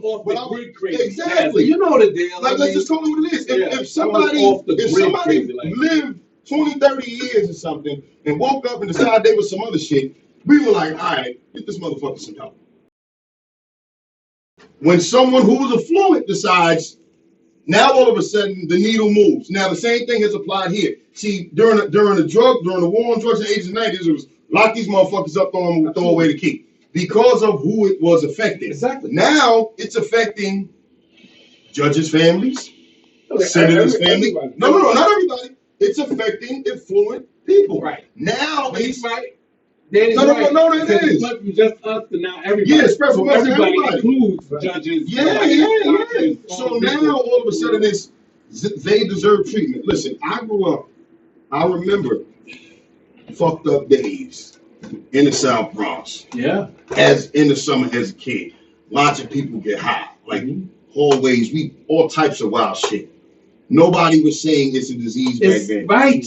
Nobody was calling it a fucking disease in the 80s and the 90s. They were saying, lock these motherfuckers. I know people who had the amount that's considered usage, not the, because notice, there's an amount that's labeled as a usage amount, and then there's an amount that's labeled above a certain amount. You got distribution charges. Right. You got kingpin charges. You got racketeer. Yo, they were locking motherfuckers up, giving them, it's an old street term called football numbers. They was giving motherfuckers football numbers for having the amount that an addict would have.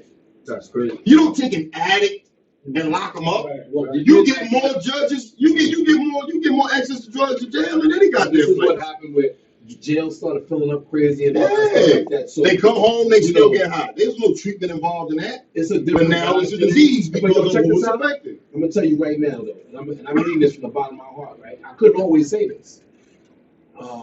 I'm glad that it's now considered an epidemic. Yeah. Because you know what? It brings attention to a situation that we've gone through. Absolutely. Right? As a family. Yeah. He said, now you see it. He said, listen, now I know how y'all felt. Yeah. I don't give a shit either. Yeah. Now I don't feel that way because I was personally affected. No, I don't feel that way either because I was personally affected. I had friends and family who had drug issues. And I'm not saying I was in Vietnam. Yeah. He died. But I'd like you to finish your I'm gonna call it a testimony. I'd like for you to continue and finish on your story. But you know what I'm saying? Yeah.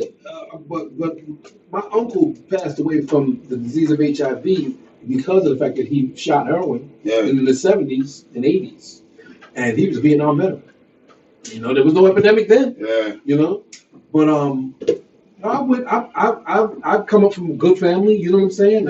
And all that. You know, 2 parents, kissed them goodnight till I was 16. Yeah. Brother and sisters that had a lot of love for me. And, you know, we didn't have a whole lot, but I mean, I don't come from emotional abuse, physical abuse, sexual abuse, or anything like that. Yeah. When I went away, just like I talked about, when I went away to college and I started drinking and I was doing all this stuff and I was bugging out.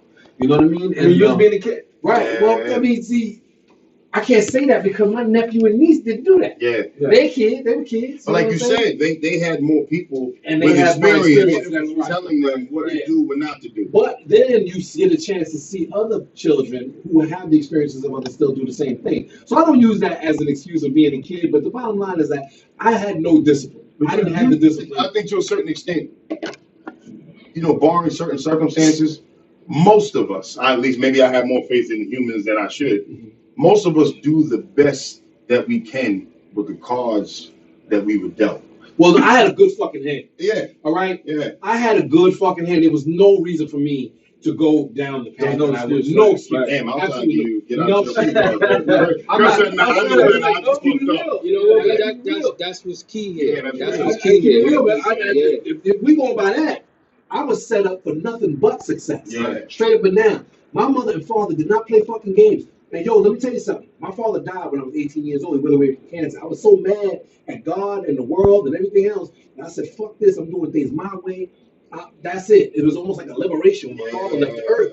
So I started doing shit my way because nobody could tell me different. My mom, she was too fucked up with my father did to stop me from doing the shit that I wanted to do. So I did what I wanted to do, and I damn near put myself in the grave. Yeah. Well, I went from selling cocaine to using cocaine to smoking crack. And once I started smoking crack, it was a wrap. Yeah. It was crazy. I jail stints. I'm constantly the revolving door, man. Yeah. Arrest after arrest after arrest after arrest. Then I went upstate. I committed a big crime, criminal sale of controlled substance. Went upstate for 1 to 3. Came home violated in 2 weeks. Wow. Now I got no other criminal history. Violated my parole in 2 weeks. I was home for 2 weeks. Went back to jail because I violated my parole. How long? All of it was for drugs. How long did you go back? I had to do another 8 months.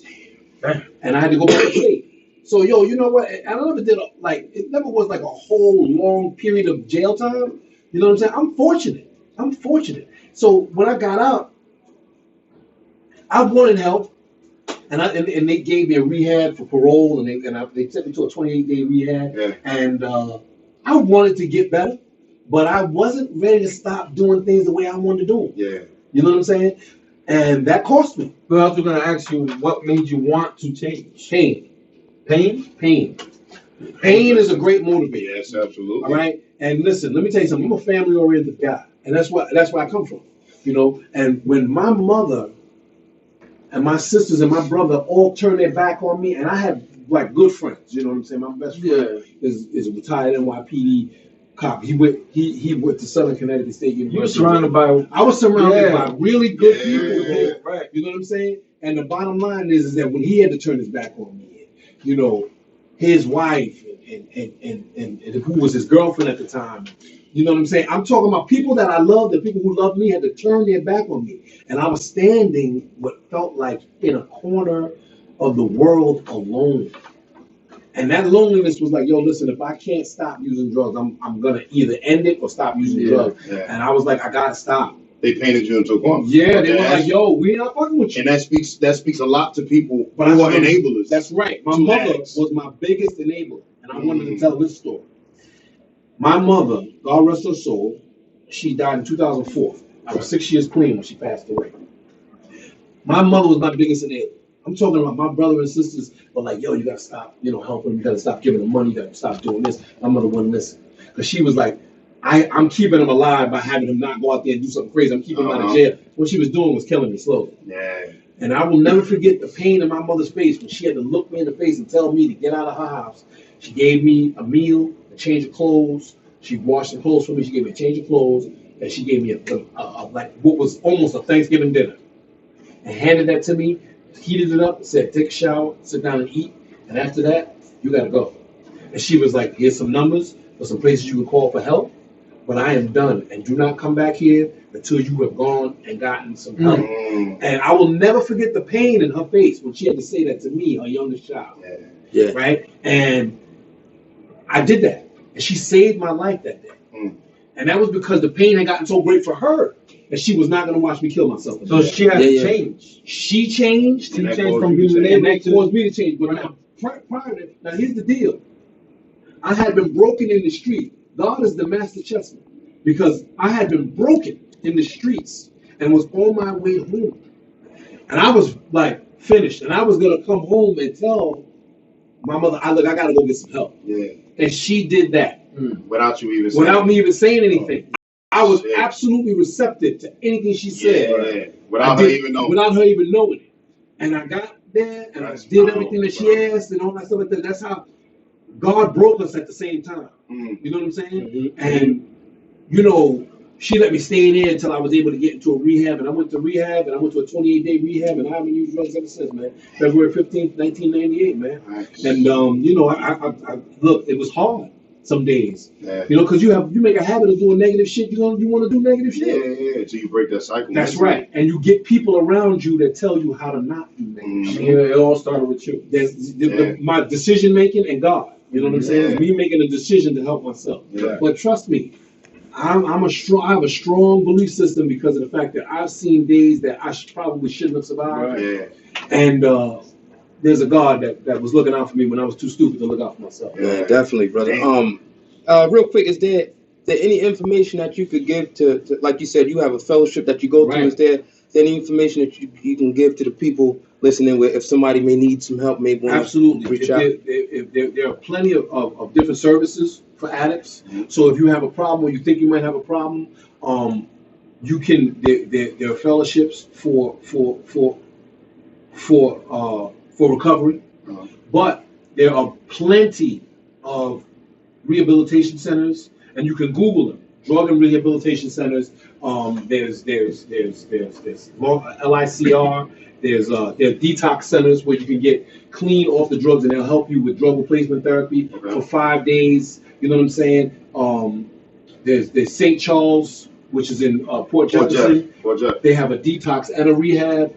There's Talbot House in Bohemia. That's a detox. You know what I'm saying? There's CK Post, which is a rehabilitation center, 28 days. And that's where I went. I went to CK Post. I'm an alumni of CK Post, and there are a bunch. And if you Google Long Island drug and rehabilitation centers, they will all come up, and all you have to do is call them. If you don't have medical insurance, you can get Medicaid to take, and they will help you and accept pay for Medicaid. that. And Medicaid is accepted by the you know what I'm saying? So you can get help, and after you get out of there, come to a Narcotics Anonymous. I'm so sorry. Yeah. When you get out of there, get to a 12-step fellowship. Yeah. Get to a 12-step fellowship so that we can help you. Gotcha. All right? Get to one of the 12-step fellowships so that we can help you. Get to the 12-step fellowship that's for drugs, okay? Yeah. And narcotics. And we will help you. Yeah. You know what I mean? The bottom line is that that's what we want to do.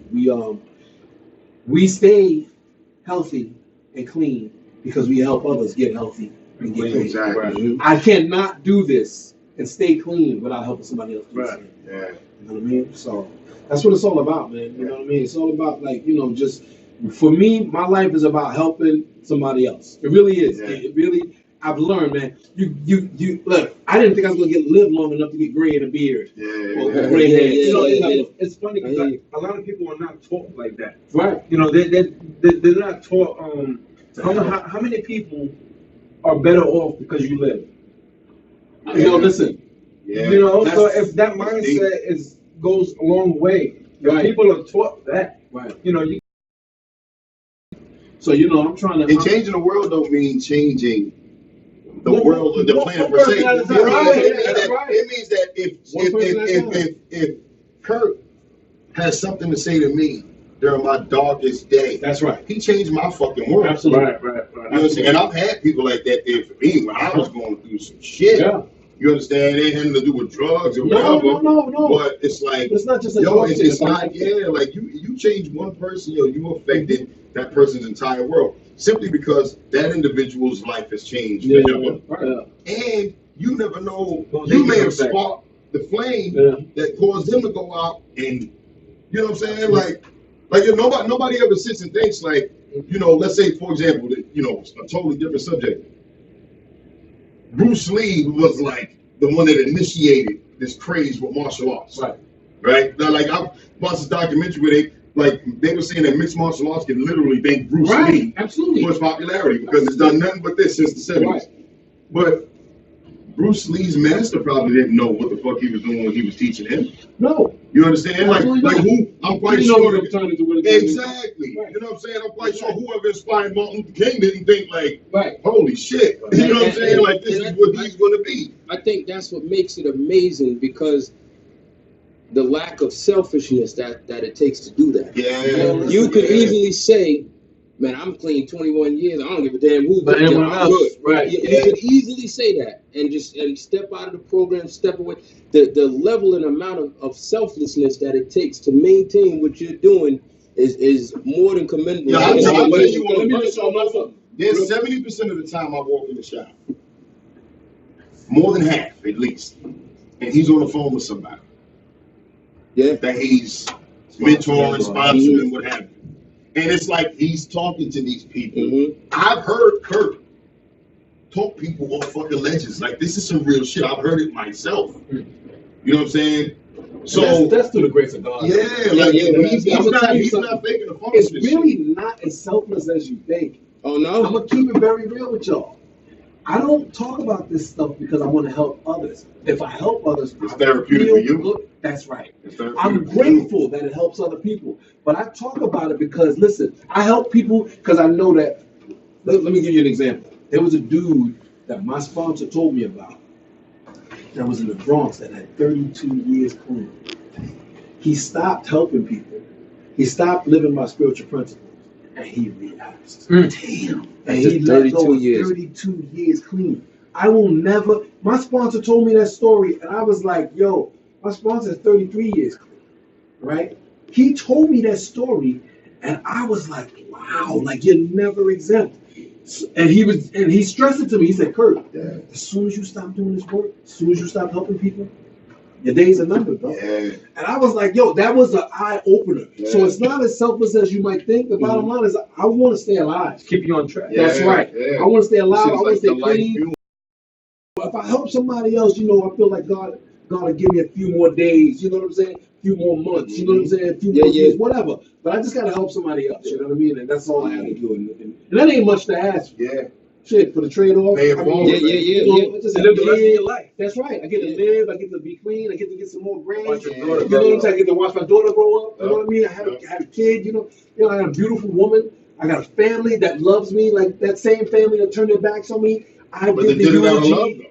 But I did the eulogy at my mother's funeral. They told me to go up and say some words for mom. You know what I'm saying? Like, this thing has made a difference. Right. So I just want to continue to give it back. Right. If it ain't broke, don't fix it. I say that all the time. That's it. The shit is working, don't change it. So, people be like, yo, come on, man, let's fire up here. I'm like, you don't want me to do that. I will rob you. I will rob you.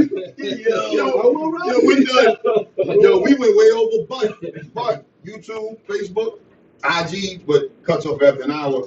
This was a very interesting, and I personally feel, I'm quite sure most people were watching, super helpful information. Without a doubt. Because if what he had to say tonight can't help you individually, with the way and the state that things are nowadays, there is no way I doubt that it can't or couldn't help somebody that you know. Mm-hmm. You understand? So that's the reason why we're an hour and 38 minutes into the show. Wow. When it normally goes, we scheduled for 60 minutes because I don't believe in handcuffing messages that the masses need to hear. And I ain't saying, obviously, we ain't worldwide, but listen, like we said, you change one person, that could be somebody's world. Absolutely. So whether it's 50 people watching this shit or 450 people watching the show, 1,000, we served our purpose tonight. That's right. I don't give a shit if it's one person watching it. If you got something out of it, we did our job. Thank God. Exactly. So, we appreciate Kirk coming through. Doubt. Listen, thanks for having we're going to be, man, you got to come back. Absolutely. You got to come back. Also, like I said, we're going to be broadcasting live from his shop. Yes, we're going to do this. That's going to be barbershop. Eventually, we're going to do this on a Saturday. I want it to be a Saturday when my schedule's kind of packed, so a lot of people can come. You know what I'm saying? It's going to be crazy. Y'all going to have me running around like I'm going to be like this. Somebody going to say, who's that motherfucker? Why are you doing that moving around, bro? Just checking the camera. So YouTube, don't forget, if you didn't get a chance to watch the whole show, you just catching it now, or you caught it a little bit earlier, you can watch all of our shows on YouTube under JMW Home Fitness. Be sure to go on, watch any past videos that you may have missed, like and subscribe, and share. Any opposing viewpoints, we ain't afraid of it. Subscribe. If there's anything that we said that offended you, let us know why. We open for some adult dialogue. We're perfectly fine with that. And if you can help enlighten us, I'm all for it. This is all about. This is an open forum for us to learn from each Absolutely. other, and we're not afraid to have conversation with people Right. who are not necessarily going to agree with us. That's right. Yo, we got some guests lined up that shit gonna get heated in here. Like, we're gonna be talking about some even more controversial topics. Yeah. But guess what? That's part of being an adult. You know, I'm not with all this new age shit where it's like, oh, you hate. No, we supposed to be able to disagree, Agree to disagree. agree to disagree, but still learn from each other That's and right. still love one That's another. right. I'm not trying to be like, Open-mindedness is the key. you know, I'm not trying to sound like, you know, we got a whole hand to say kumbaya shit, but we at the end of the day gotta respect one another. So on that note, we're out. Signing Another off. segment of Set Sweets Protein Shakes. We appreciate y'all. Facebook. Good talk. Yeah. You got the YouTube off already, Jeff? Oh, So, how long you been part of the program already? You said? 21 years. 21 years.